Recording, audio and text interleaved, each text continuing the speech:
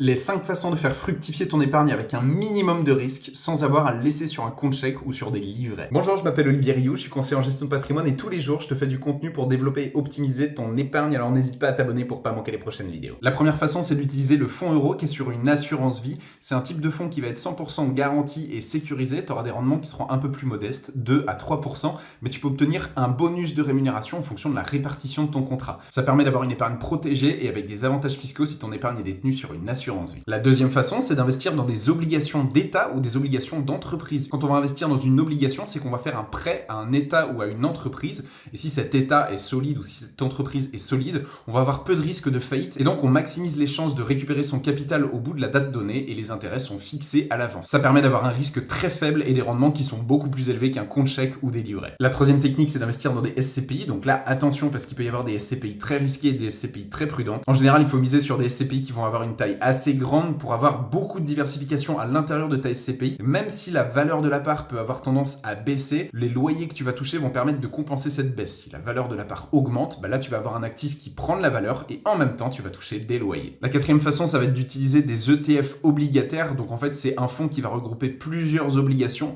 et en général le risque va être assez dilué. Ça va te permettre d'avoir de la performance et en même temps une faible volatilité. Et la cinquième technique pour investir ton capital de manière très prudente, c'est de diversifier. Plutôt que de mettre 40 000 euros dans un des supports que je t'ai cité juste avant, va mettre plutôt 10 000 euros dans chacun d'eux. Ça va te permettre de diversifier tes sources de revenus et diversifier ton patrimoine. Si cette vidéo t'a plu et que tu veux en savoir plus, n'hésite pas à t'abonner pour pas manquer les prochaines.